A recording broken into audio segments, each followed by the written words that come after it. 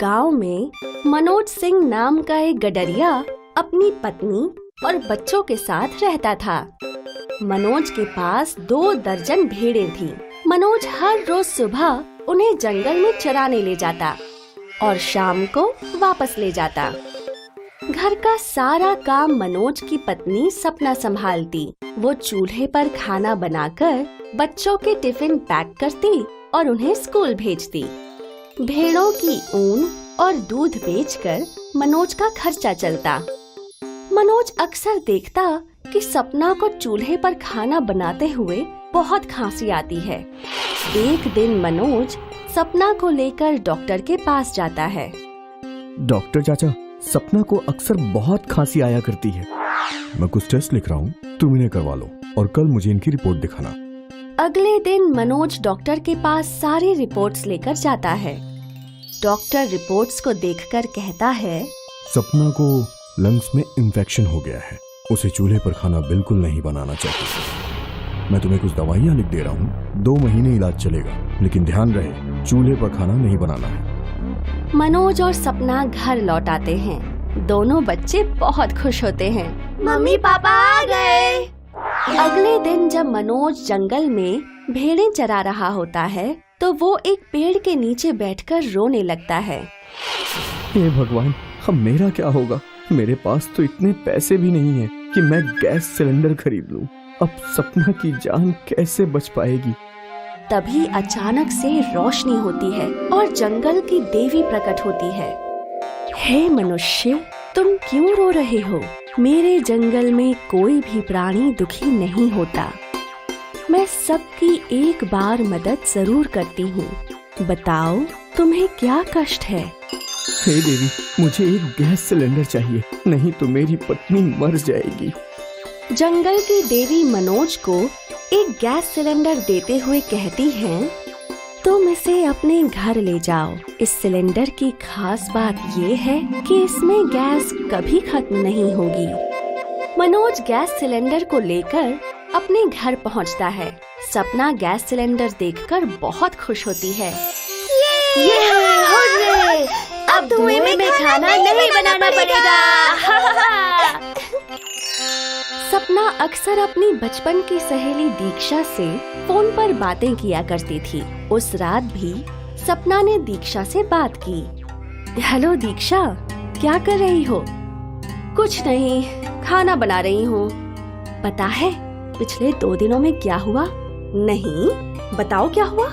सपना दीक्षा को सारी कहानी बताती है कि कैसे वो डॉक्टर के पास गई और कैसे जंगल की देवी ने मनोज को एक खास गैस सिलेंडर दिया। सपना के स्वास्थ्य में सुधार आने लगता है और पूरा परिवार खुशी खुशी समय बिता रहा होता है। एक दिन सपना को अमेरिका से फोन आता है कि सपना की माँ की मृत्यु हो गई। शाम को जब मनोज घर आता है तो सपना उसे दुखद समाचार बताती है। मुझे तुरंत ही मैके जाना होगा। ठीक है, तुम बच्चों को लेकर चली जाओ। मैं कुछ दिन शहर जाकर मजदूरी कराता हूँ, कुछ पैसे आ जाएंगे। वो लोग घर में ताला लगाकर चले जाते हैं। 1 सप्ताह बाद जब सभी घर पर लौटते हैं तो देखते हैं कि घर से गैस सिलेंडर गायब है। ये देखकर मनोज बहुत दुखी होता है। हे भगवान, अब हम क्या करेंगे? मुझे शहर में कोई काम नहीं मिल पाया, हमारे पास पैसे भी नहीं है, और अगर तुम चूल्हे पे रोटी बनाओगी तो लंग्स इन्फेक्शन से तुम्हारी जान को खतरा है। अगर मैं यहाँ पर रहकर खाना बनाऊंगा तो फिर बाहर काम पर कौन जाएगा? हमारा खर्च कैसे चलेगा? मनोज अपने पुलिसमैन दोस्त विजय को फोन करता है और सारी बात बताता है। ठीक है, मैं कल तुम्हारे घर आता हूँ। अगले दिन विजय मनोज के घर आता है। अरे भाई विजय, मुझे समझ में नहीं आ रहा है कि सिलेंडर और गैस कहाँ गायब हो गए। ना तो कोई खिड़की टूटी और ना ही दरवाजे का ताला टूटा। सब कुछ वैसे का वैसा ही है, फिर भी गैस सिलेंडर कैसे गायब हो सकता है?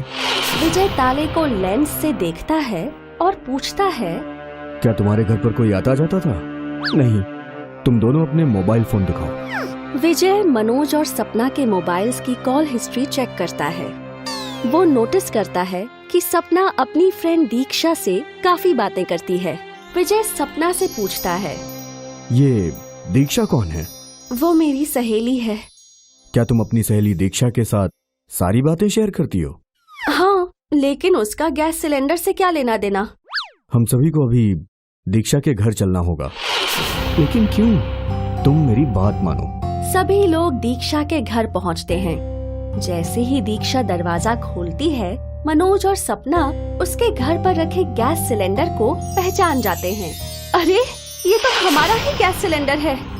दीक्षा बिल्कुल डर जाती है। दीक्षा, तुमने ऐसा क्यों किया? दीक्षा रोने लगती है और सारी बात बताती है।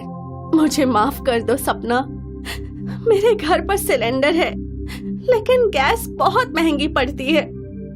जब मुझे पता लगा कि तुम्हारे पास एक ऐसा सिलेंडर है जिसमें गैस कभी खत्म ही नहीं होती, तो मेरे मन में लालच आ गया और मैंने तुम्हारा गैस सिलेंडर चुरा लिया। लेकिन तुमने चोरी कैसे की? जब तुमने मुझे फोन पर बताया कि तुम अपने मायके में रुकी हुई हो, तो एक दिन मैं तुम्हारे गांव गई और तुम्हारे दरवाजे का ताला देखा। मैंने तुम्हारा ताला तोड़कर गैस सिलेंडर चुरा लिया और मार्केट से बिल्कुल वैसा ही ताला लाकर तुम्हारे दरवाजे पर लगा दिया। ऐसा कहकर दीक्षा रोने लगती है। विजय दीक्षा को चोरी के इल्जाम में गिरफ्तार करके पुलिस स्टेशन ले जाता है और सपना और मनोज गैस सिलेंडर के साथ वापस अपने घर लौट आते हैं और खुशी खुशी रहने लगते हैं।